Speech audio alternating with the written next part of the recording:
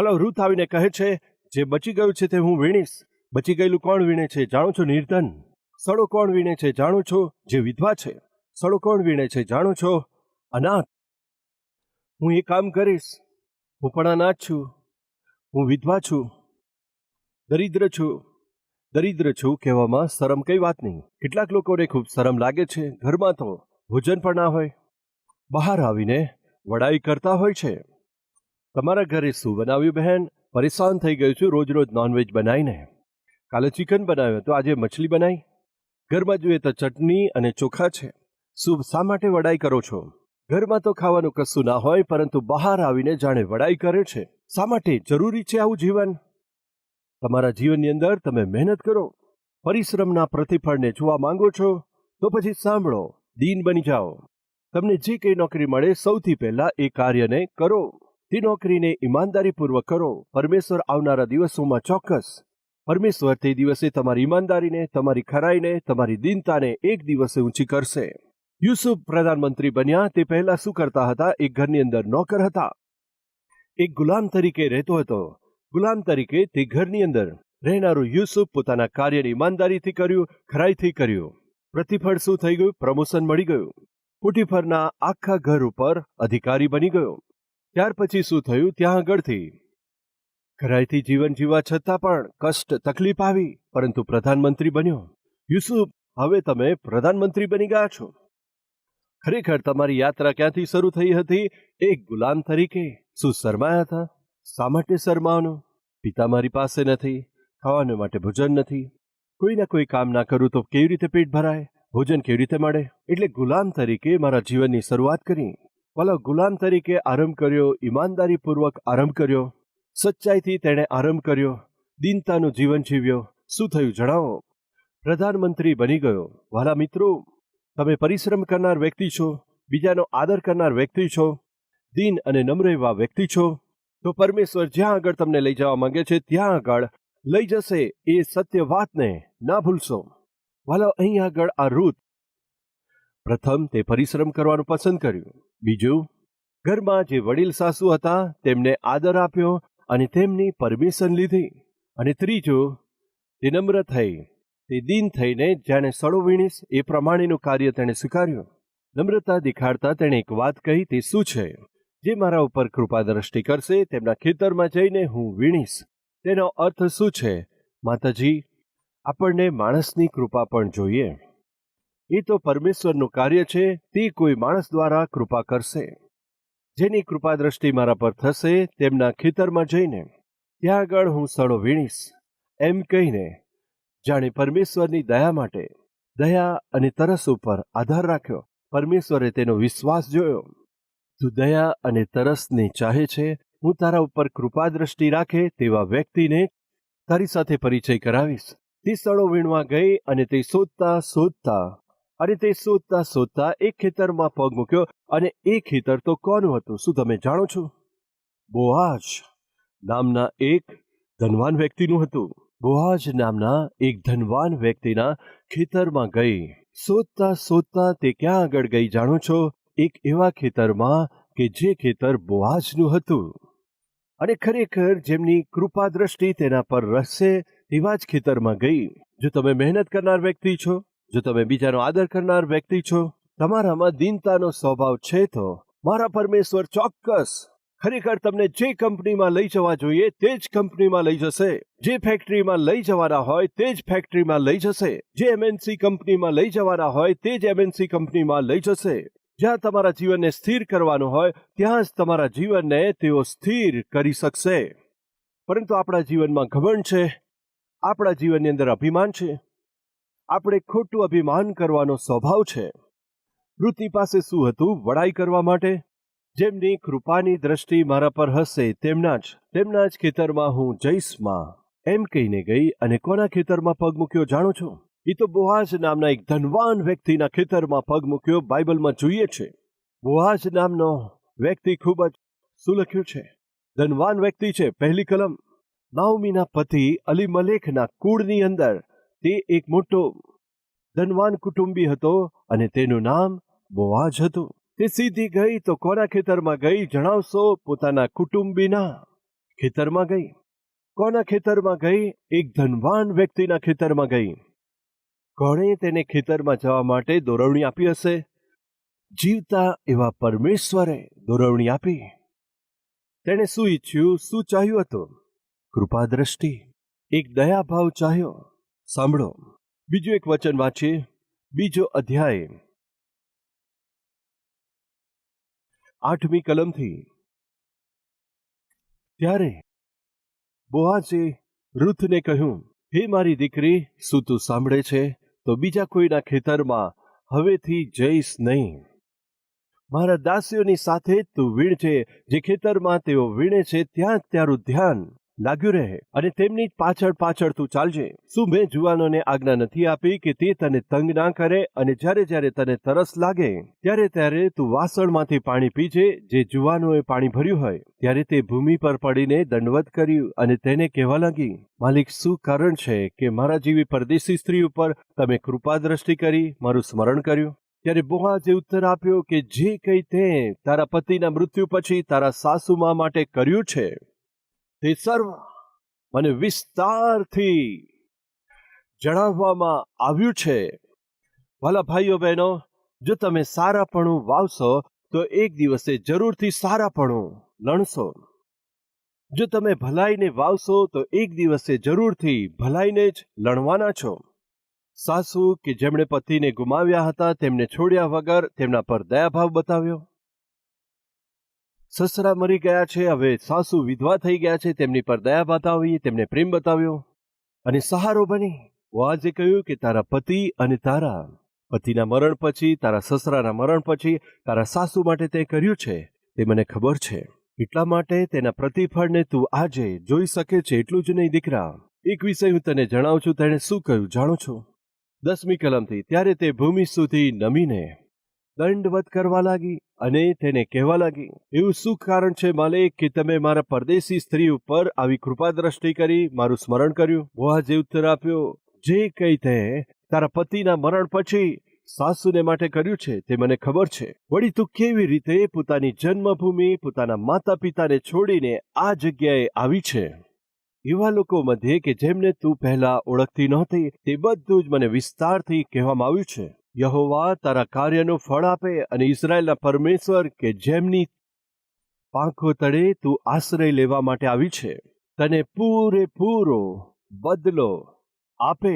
દીકરી, તું તો પરમેશ્વરની કૃપા દ્રષ્ટિ પર આધાર રાખી આવી છે, અને તેમની પાંખોના આશ્રય તળે તું ચોક્કસ સુરક્ષા પામીશ. પરમેશ્વર તારા કાર્યનું પ્રતિફળ આપશે. તે કોના ખેતરમાં ગઈ હતી? તે કહે છે હવે બીજા કોઈ ખેતરમાં જવાની આવશ્યકતા નથી, બીજી કોઈ ફેક્ટરી અથવા કંપનીમાં જવાની જરૂર નથી, ફેક્ટરીની ચારે તરફ ફરવાની જરૂર નથી, ઓફિસોના ચક્કર લગાવવાની જરૂર નથી.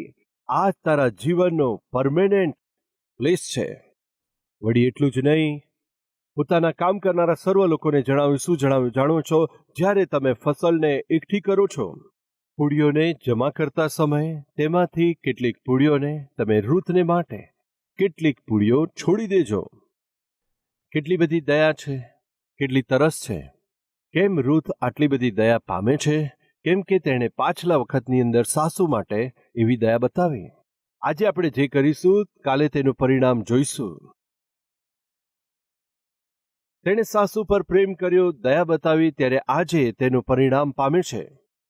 એ જ પ્રમાણે પત્નીઓ, આજે તમે સાસુ સાથે ઝઘડો કરો, લડો, અને કાલે તમારી વહુ પણ આવશે, તે પણ તમારી સાથે ઝઘડશે, તમારું લોહી પીનારી બનશે. ભાઈઓ સાંભળો, દહેજને માટે અથવા કોઈ બીજી બાબતને માટે તમારી પત્નીને હંમેશા સતાવતા રહો, દુઃખ આપતા રહો. કાલે તમને જમાઈ મળશે તે પણ બિલકુલ એવા જ હશે. જેવું આજે તમે કરો છો તે પણ બિલકુલ કાલે એવું જ કરશે. રૂથે દયા બતાવી અને આજે તે દયા પામે છે. પરમેશ્વર દયા કરશે ગરીબો પર? હા, ચોક્કસ દયા કરશે. દરિદ્રો પર શું પરમેશ્વર તરસ ખાશે? હા, ચોક્કસ તરસ ખાશે. વિધવાઓ પ્રત્યે પરમેશ્વર તરસ ખાશે. જેઓ અનાથ છે તેમના પર પરમેશ્વર દયા બતાવશે. યસ, તે સર્વને આપણે રૂથના જીવનમાં જોઈએ છીએ. વાલાઓ, એક દિવસે હું અમેરિકા દેશમાં મિત્રને ઘરે ગયો. અદ્ભુત ઘર હતું, તેમનું સુંદર મકાન હતું, તેમની પાસે કિંમતી કાર હતી. વળી એટલું જ નહીં, ત્યાં આગળ વચનની સેવા પૂરી કર્યા પછી દિવસ દરમિયાન સમયની અનુકૂળતા હોવાથી એની પાસે બોટ હતી, મોટર બોટ. એ બોટને એક મોટા વ્હીકલમાં મૂકીને પોતાની કાર સાથે બાંધી, સતીશ બ્રધર, ચાલો આપણે માછલી પકડવા જઈએ, એમ કહીને એક મોટી નદીમાં લઈ ગયા. એ મોટર બોટમાં લઈ જઈને એક મોટી નદી પાસે માછલીઓ પકડવા લઈ ગયા. મને વિચાર આવ્યો કે આ તો ધનવાન વ્યક્તિ છે. એની પાસે મોટર બોટ છે, એની પાસે કાર છે, એની પાસે સુંદર ઘર છે. એ બધું જોઈને મને આશ્ચર્ય થયું અને મેં પૂછ્યું, આ ઘર તમે ક્યારે ખરીદ્યું? આ બધું તમે ક્યારે કમાયા? એ સર્વ જ્યારે મેં પૂછ્યું, તેમણે કહ્યું, બ્રધર, હું વાસ્તવમાં ધનવાન નથી. અરે ધનવાન નથી કેવું કહો છો? આટલું મોટું ઘર હોય, એમાં આટલી મોટી મોટર બોટ હોય, એ તો એટલું આસાન નથી ને ભાઈ. તો તમે ચોક્કસ ધનવાન જ કહેવાય. પરંતુ હું ધનવાન નથી એમ શા માટે કહું છું? પૂછ્યું ત્યારે તેમણે કહ્યું, બ્રધર, મારી પત્ની હોસ્પિટલમાં જે લોકો દીકરા અને દીકરીઓ દ્વારા જે પ્રેમ મોહબ્બતને પામતા નથી, વૃદ્ધ થયા પછી તેમની ઉપર ધ્યાન ના આપતા હોસ્પિટલમાં મૂકી જાય છે, ઓલ્ડ એજ હોમમાં મૂકી દે છે. આ રીતે ઓલ્ડ એજ હોમમાં મૂક્યા પછી ત્યાં આગળ મારી પત્ની દરરોજ સાંજે તેમની પાસે જઈને ઓલ્ડ એજ હોમની અંદર જે વડીલ પડ્યા છે તેમની મુલાકાત લે છે. તેમની પાસે ઘણા બધા કલાક બેસીને વાત કરીને ખ્રિસ્તનો પ્રેમ તેમને પ્રગટ કરીને તેમને સેવા આપે છે. ઠીક છે, પછી શું થયું? આ રીતે તરછોડેલા એક માની સેવા માટે જ્યારે તે તેમની મુલાકાત લીધી, ઘણા વર્ષો સુધી તેમની સેવા કરી, તેમને દયા બતાવી. અમે કોઈ મહાન કે ધનવાન વ્યક્તિ નથી. અચ્છા, પછી શું થયું? મારી પત્ની દરરોજ તેમની પાસે જતા, તેમને પ્રેમ આપતા અને પ્રભુ ઈસુ વિશે જણાવતા હતા, પ્રેમથી વાત કરતા હતા, તેમને સેવા આપતા હતા, સારી રીતે દવા આપતા હતા, તેમનો સહારા બની અને અંતિમ સમયમાં પણ સેવા આપી. તે સમયે તેમણે કહ્યું, મારા પોતાના બાળકોએ મારું ધ્યાન નથી આપ્યું.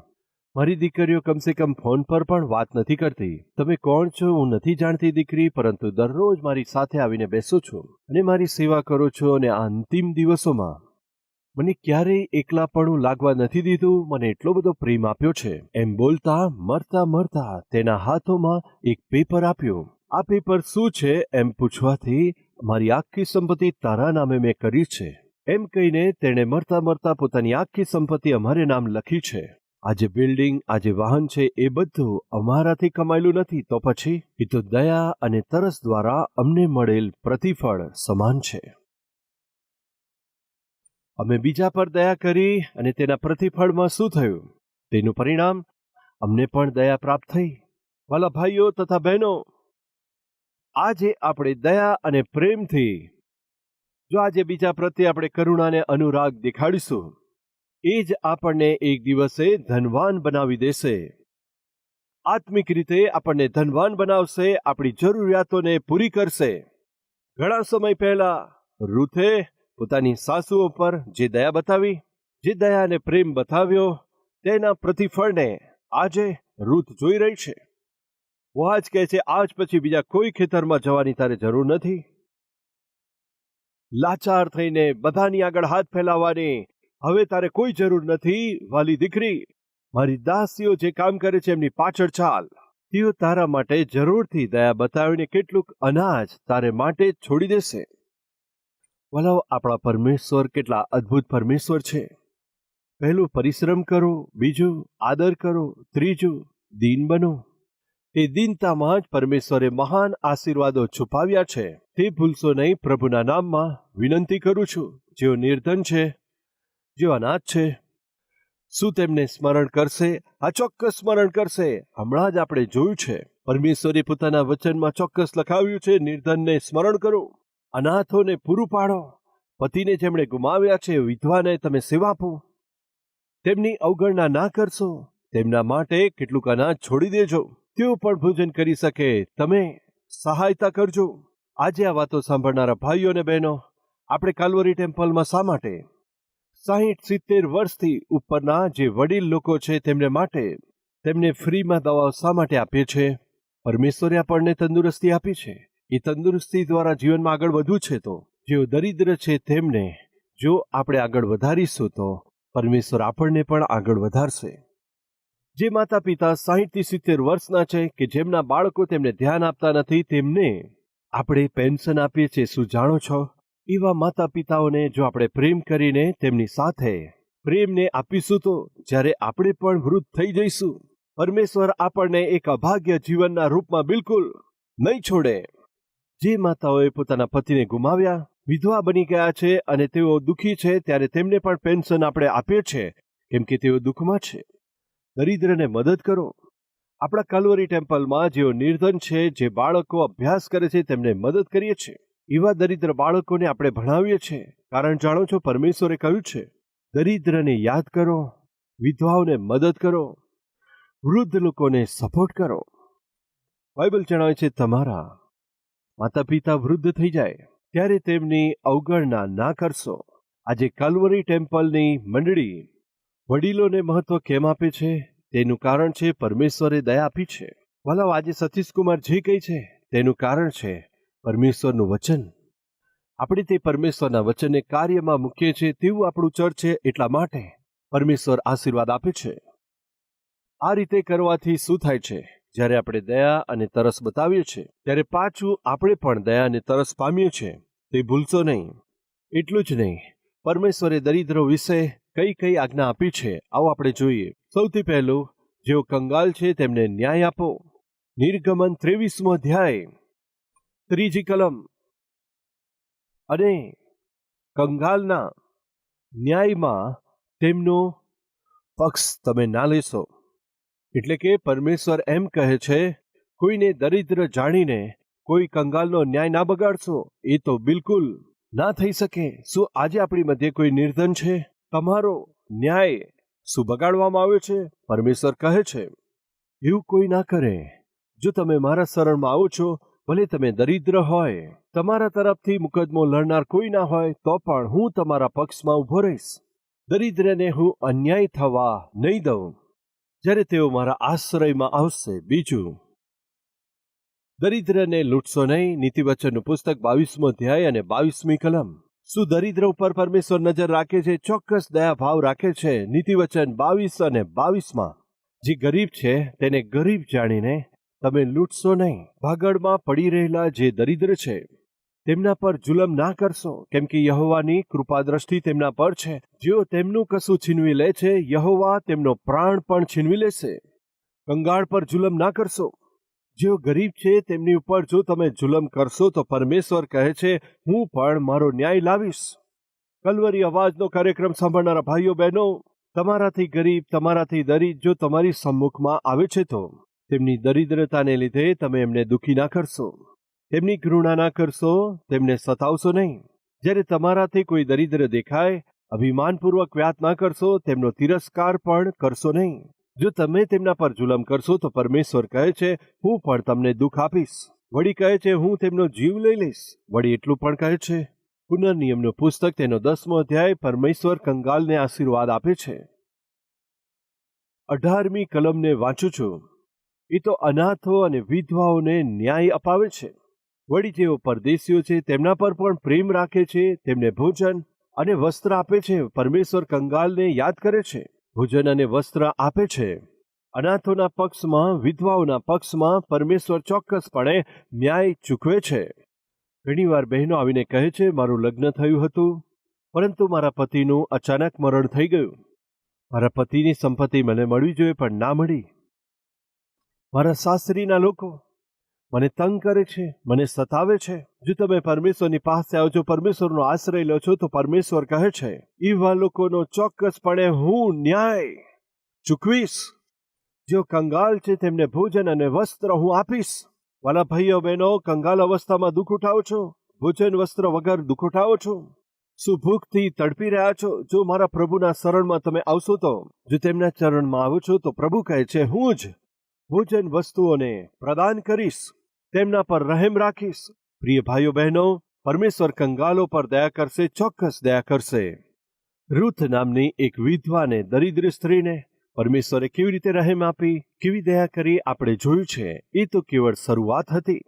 રૂથના જીવનમાં ટર્નિંગ પોઈન્ટ આવે એ તો આ પહેલો પ્રથમ એવો દિવસ જ હતો.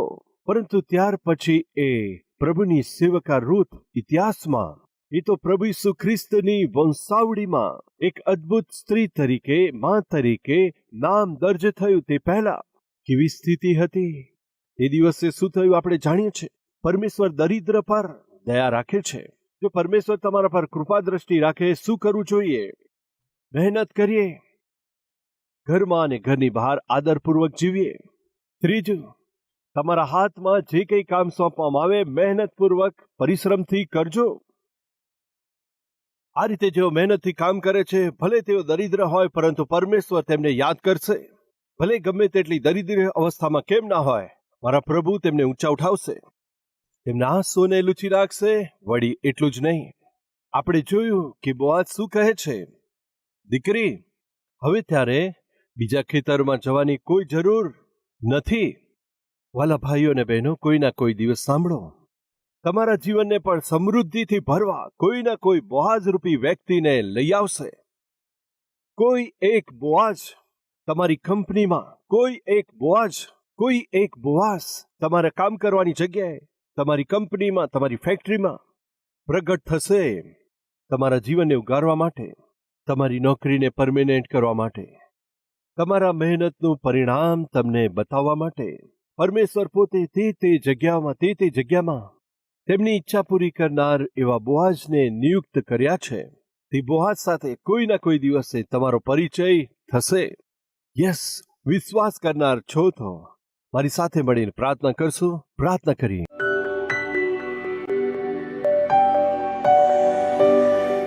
મહાન પવિત્ર પ્રેમી પરમેશ્વર પિતા, સીધું ને સ્પષ્ટ અમારી સાથે વાત કરી, બીજા પર દયા અને તરસને બતાવીએ. એ જ દયા અને તરસને અમારા જીવનમાં પણ અમે પામીશું. કોઈની સહાયતા કરવાથી, ભોજન ખવડાવવાથી, પ્રેમ બતાવવાથી, કોઈને મદદરૂપ થવાથી કોઈના કોઈ દિવસે પરિણામને પ્રાપ્ત કરીશું. તેમનું સ્મરણ કરનાર, તેમના પર દયા બતાવનાર એવા પરમેશ્વર તમે છો.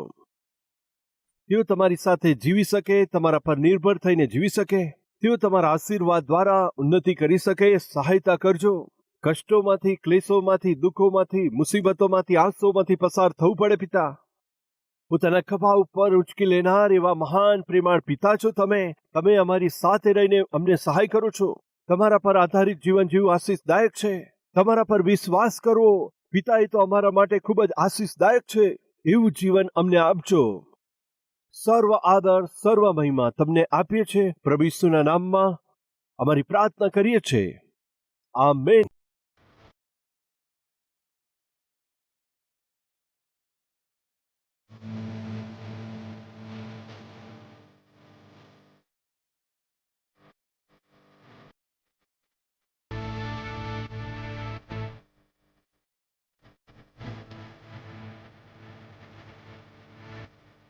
અમારું address Calvary, post box number 30, Kukatpally, Hyderabad 72.